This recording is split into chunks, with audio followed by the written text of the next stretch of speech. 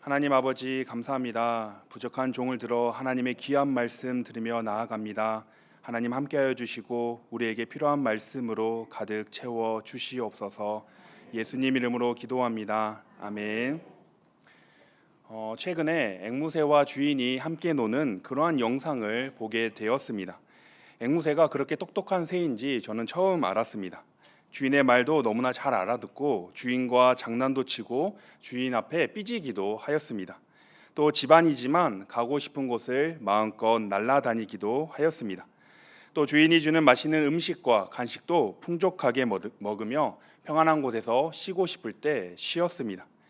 이 앵무새가 야생이 아닌 집에 갇혀 살기 때문에 불행한 것일까요? 저도 누가 이 앵무새처럼 먹을 것도 주고 쉬게도 해주고 하면 참 좋을 것 같다라는 이 생각들이 들었습니다. 그래서 제 눈에는 이 앵무새가 너무나 행복해 보였습니다. 그러다 문득 그리스도인의 삶이 바로 이와 같지 않나라는 생각이 들었습니다. 그리스도인으로 살아가는 것은 참 어려운 일입니다. 자신의 욕망대로 마음껏 살지 못하고 성경을 살펴보면 이것도 하지 말라, 저것도 하지 말라, 하지 말라는 것이 왜 이렇게 많은지 모르겠습니다. 또 심지어 원수를 사랑하라라고까지 우리가 도저히 할 수 없는 일들을 행하라고 우리에게 말씀하고 있습니다.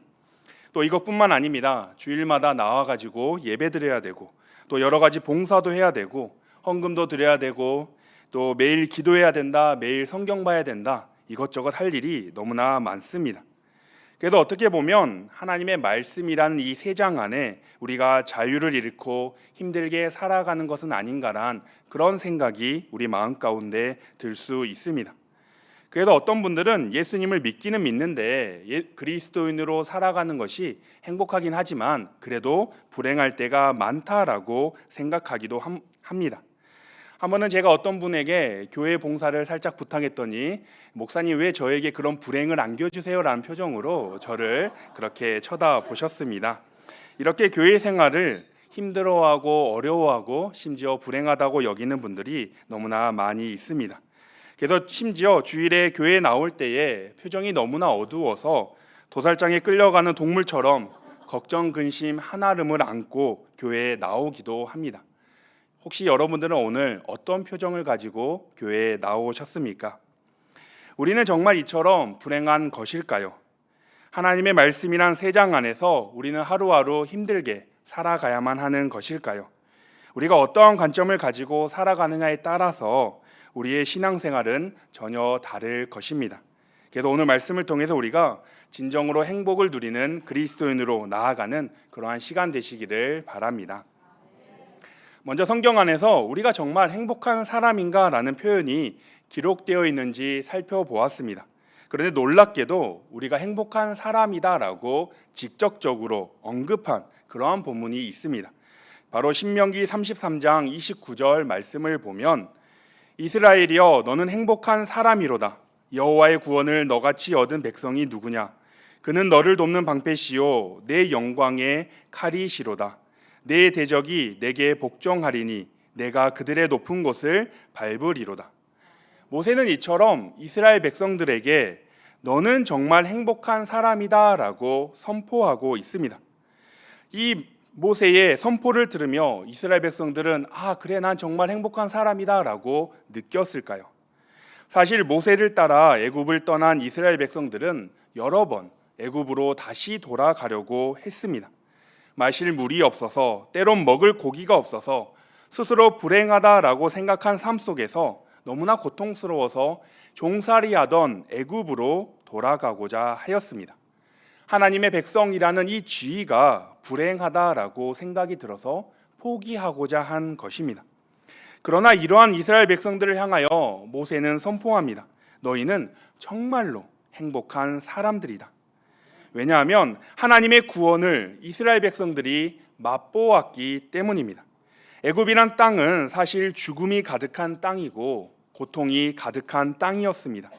애굽에서 노예로 사는 것은 너무나 비참하고 힘든 삶이었습니다. 이러한 고통 속에 있는 이스라엘 백성들을 하나님께서는 구원하여 주셨습니다. 그것도 쉽게 편하게가 아니라 애굽에 10가지 재앙을 내리시고 홍해 바다가 갈라지는 그 놀라운 은혜를 통하여 이스라엘 백성들을 하나님께서는 구원해 주셨습니다.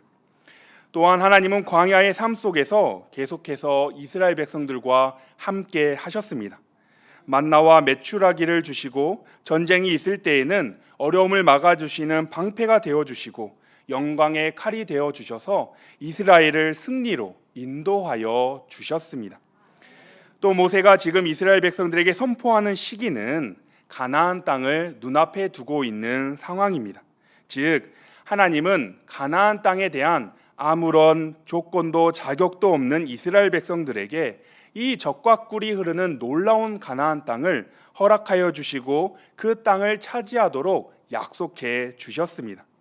결국 온 세상을 창조하신 그 하나님이 이스라엘을 택하여 부르시고 하나님의 백성 삼아 주시고 이스라엘 백성과 함께 하시며 지키고 보호하여 주셨습니다. 나아가 은혜도 베풀어 주시며 이 세상 어느 민족도 누릴 수 없는 놀라운 축복된 삶을 하나님께서 인도해 주셨습니다. 그렇게 이스라엘 백성들은 당시의 어떠한 민족들보다도 가장 행복한 사람들이었다라는 것을 우리가 알 수 있습니다. 이러한 하나님의 은혜는 신약 시대에 와서 더 확장되었습니다. 그래서 하나님이 우리를 사랑하사 예수님을 이 땅 가운데 보내주시고 우리를 죄 가운데서 구원해 주셨습니다. 그리고 하나님의 백성을 넘어 우리를 하나님의 자녀 삼아 주셨습니다. 그렇기에 그리스도인들은 이스라엘 백성들보다 더 행복한 사람들입니다. 그런데 막상 그리스도인이라는 것 자체만으로 행복하다라고 느끼는 것은 참으로 어렵습니다. 그 놀라운 바울조차도 생각해 보면 복음을 전하면서 돌에 맞기도 했고 감옥에 가기도 하고 독사에 물리기도 하고 죽었다 살아나기도 하며 최후에는 순교까지 하였습니다. 이렇게 바울은 부귀영화와 전혀 상관없는 삶을 살았습니다. 바울의 삶을 바라보면 우리가 나도 저렇게 살고 싶다. 바울은 정말 행복하겠다라는 마음이 드십니까? 사실 저는 그렇게 고백하기가 너무나 힘듭니다. 또 오늘 본문 말씀을 읽어도 그리스도인이 정말 행복한지 의심이 들게 하는 말씀이 나옵니다. 오늘 말씀 빌립보서는 바울이 빌립보 교회를 향하여 이 교회를 위하여 쓴 편지입니다. 8절 말씀부터 마지막으로 빌립보 교회를 향한 바울의 권면의 말씀이 담겨져 있습니다. 그런데 이 말씀을 읽으면 참 우리의 마음을 무겁게 하고 우리의 숨이 막히게 만드는 말씀입니다. 8절 말씀을 보면 끝으로 형제들아 무엇이든지 참되며 무엇이든지 경건하며 무엇이든지 옳으며 무엇이든지 정결하며 무엇이든지 사랑받을 만하며 무엇이든지 칭찬받을 만하며 무슨 덕이 있든지 무슨 기름이 있든지 이것들을 생각하라. 바울이 권면하기를 너희는 참되고 경건하며 옳으며 정결하며 사랑받을 만하며 칭찬받을 만하게 너희가 살아가야 된다라고 말씀하고 있습니다.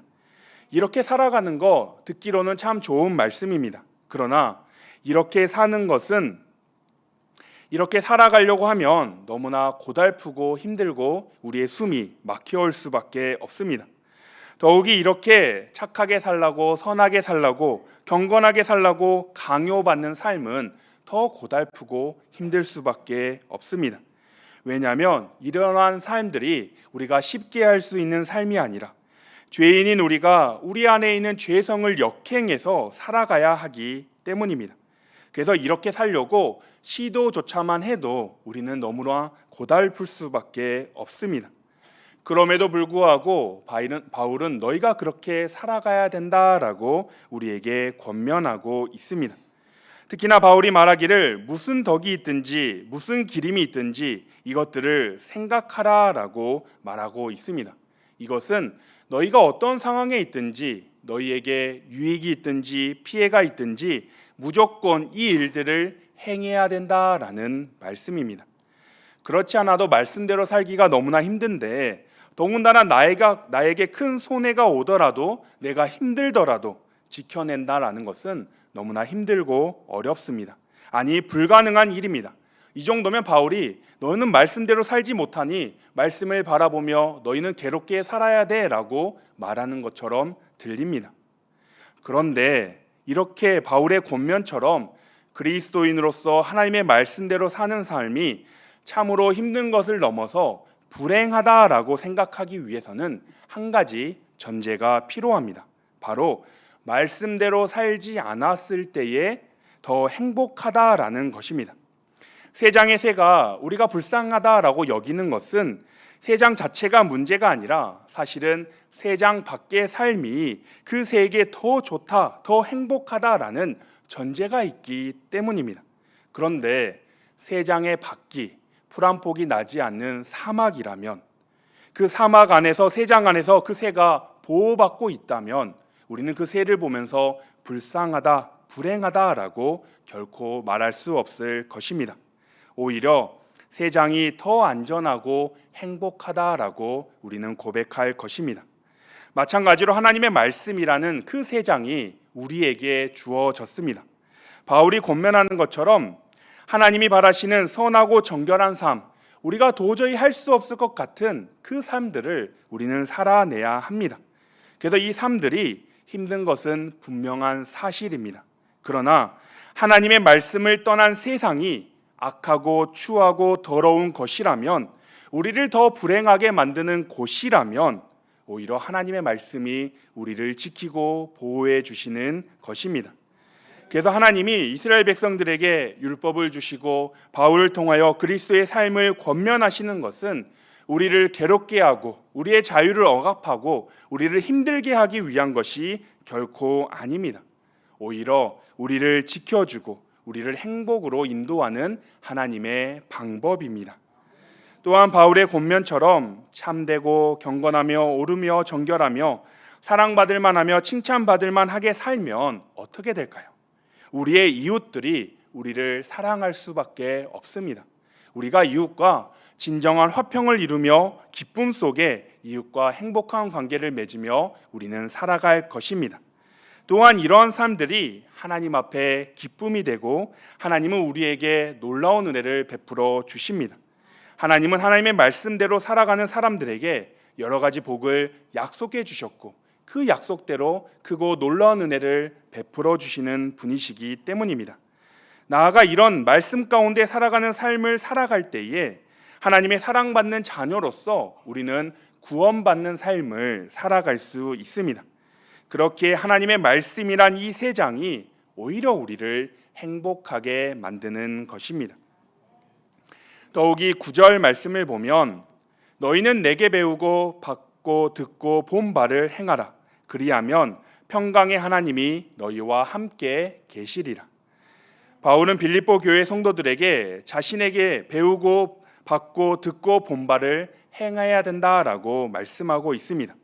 바울이 이렇게 말한 것은 자신이 그렇게 놀랍게 행했다라는 자랑이 결코 아닙니다.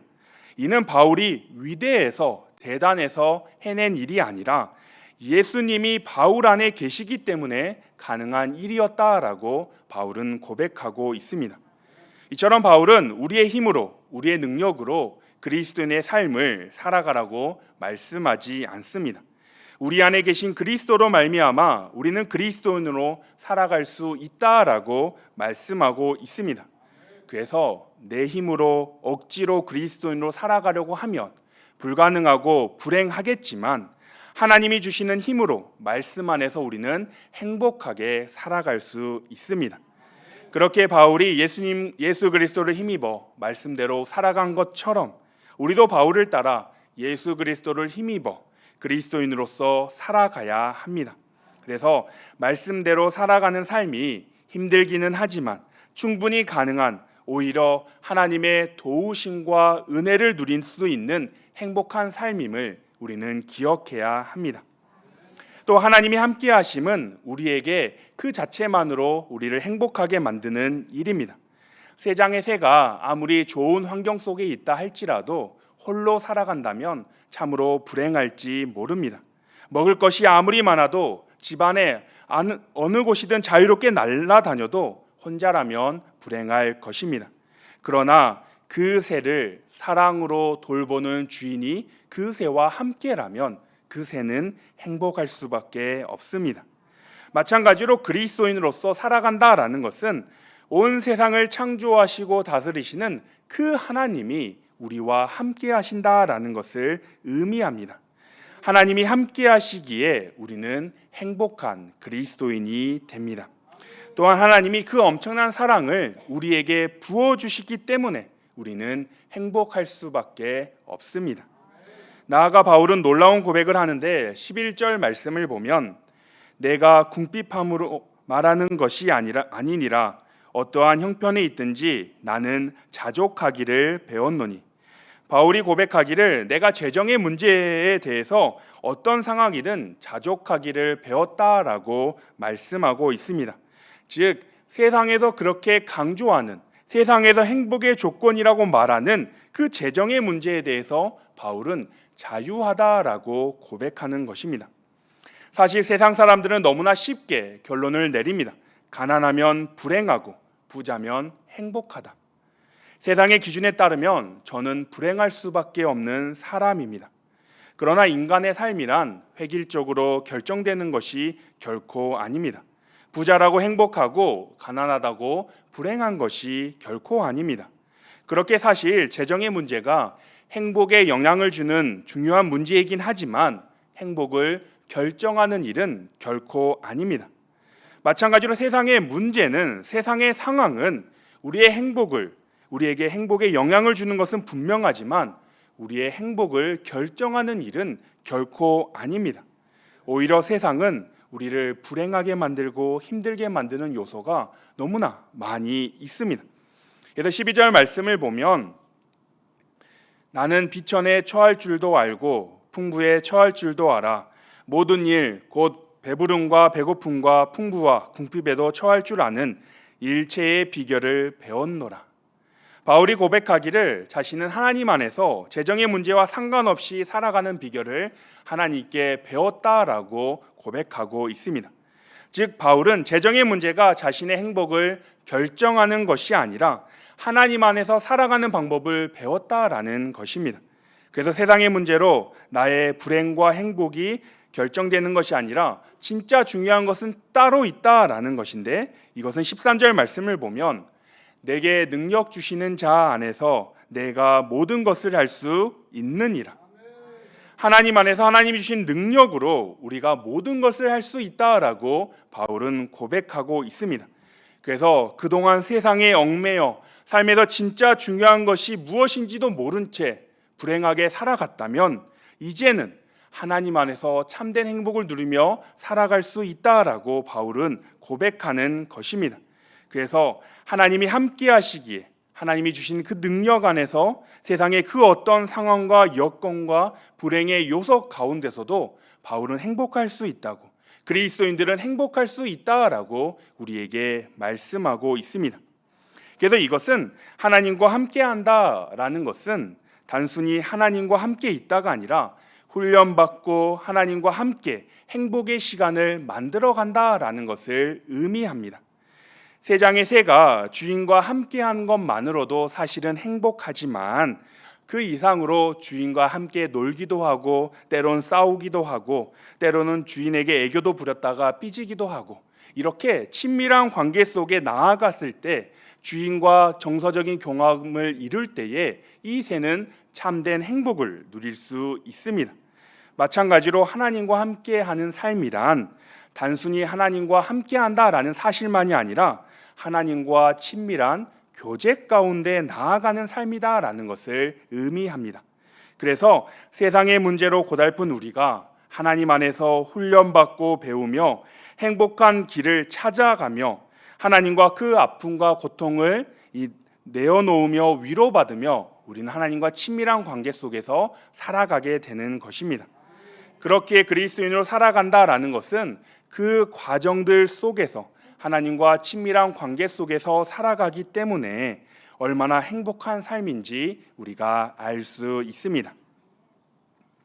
그런데 여러분, 내가 행복합니다라는 말은 맞는 말이지만 여러분은 행복합니다라는 말은 사실은 말이 안 되는 말입니다. 행복이란 그 마음은 남이 대신 지어주는 것이 아니기 때문입니다. 그래서 제가 아무리 그리스도인들은 행복합니다라고 여러분에게 떠들어도 실제로 여러분이 행복해지는 것은 결코 아닙니다. 우리 스스로가 행복한 사람이라는 깨달음을 얻고 스스로 정말 행복하다라고 느낄 때에 우리는 진정으로 행복한 그리스도인으로서 살아갈 수 있습니다. 그래서 우리는 우리의 행복을 직접 스스로 찾아내야 합니다. 가만히 있으면 저절로 행복해지는 것이 어렵습니다. 하나님 안에서 참된 행복을 우리는 발견해야 합니다. 그래서 우리가 행복한 그리스도인으로 살아가기 위해서는 먼저 내 삶의 문제 가운데서 벗어나야 합니다.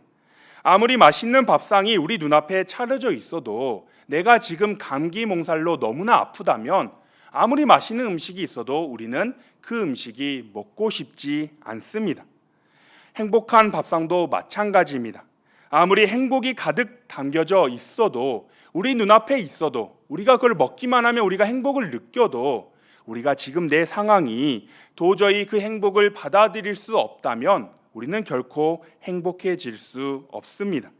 그렇게 우리는 내가 아프다거나 내가 지금 경제적 어려움 가운데 있거나 내 자녀의 문제 가운데 내가 고통받고 있다면 우리는 행복이 우리의 마음 가운데 와닿지 않는 것입니다. 그래서 내 상태가, 내 상황이 행복을 받아들일 수 있는 그 마음의 상태가 되어야 합니다. 그렇게 우리의 삶의 문제가 있다면 먼저 우리는 이 문제를 해결해야 합니다. 그래서 지금 경제적으로 어렵다면 그 문제를 해결받기 위해 우리는 하나님 앞에 기도해야 합니다. 내가 지금 아프다면 내 병이 치유되기를 하나님께 기도해야 합니다. 우리의 문제는 반드시 해결돼야 되고 우리가 기도할 때 하나님은 그 문제를 해결해 주실 것입니다. 그런데 이런 삶의 문제는 꼭 우리가 생각하는 것처럼 해결돼야만 되는 것은 아닙니다. 오늘 말씀에서 바울의 고백처럼 내 삶의 문제가 내 행복과 상관없다라는 믿음이 우리에게 있으면 됩니다. 그래서 내 삶의 문제가 하나님 안에서 이해가 되고 납득이 될 때에, 받아들여질 때에 우리는 우리의 삶의 문제에서 벗어날 수 있고 그리스도인의 행복을 누리는 삶을 살아갈 수 있습니다. 즉, 가난이 해결되지 않아도, 병이 치유되지 않아도 우리는 하나님 안에서 그 이유들을 받아들일 수 있을 때에 우리는 참된 행복을 누릴 수 있을 것입니다. 결국 내 삶의 문제가 해결되거나 내 삶의 문제가 하나님 안에서 받아들여질 때 우리는 그리스도인의 행복을 받아들일 준비가 되는 것입니다. 그리고 우리가 이미 행복할 수밖에 없는 사람이라는 것을 깊이 묵상해야 합니다. 불행하게 살던 사람이 마음을 고쳐먹고 행복하게 사는 모습을 우리는 종종 보게 됩니다. 사람의 마음이란 이런 놀라운 힘이 분명히 있습니다. 그리스도인의 삶도 마찬가지인데 힘들다 이런 생각만 하면서 살아가면 우리는 불행할 수밖에 없습니다.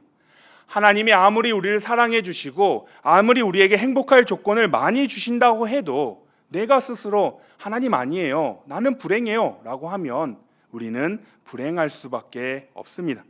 그러나 우리가 그리스도인으로서 행복한 밥상이 이미 우리 앞에 차려져 있음을 우리는 깨달으며 나아가야 합니다.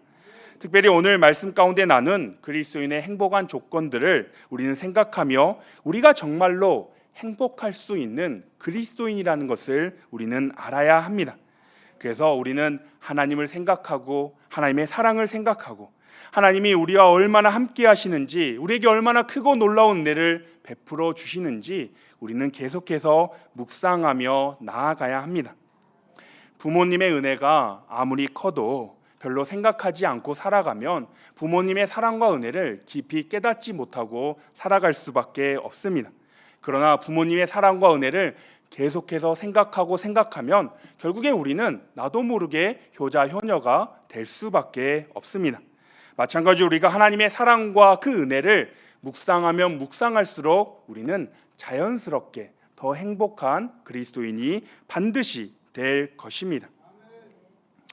오늘 말씀의 서론에서 그리스도인의 삶을 세 장 안에 있는 새에 비유했습니다. 그러나 사실 우리는 하나님이 키우는 작은 새가 결코 아닙니다. 우리는 새보다 더 귀한 하나님의 자녀입니다. 부모님의 집에 거할 때, 부모님의 보호 속에 있을 때 행복한 집에서 자녀들이 살아가는 것처럼 우리는 하나님의 자녀로서 하나님 안에 거할 때에, 하나님의 사랑과 은혜 안에 거할 때에 우리는 행복하게 살아갈 수 있는 그리스도인입니다.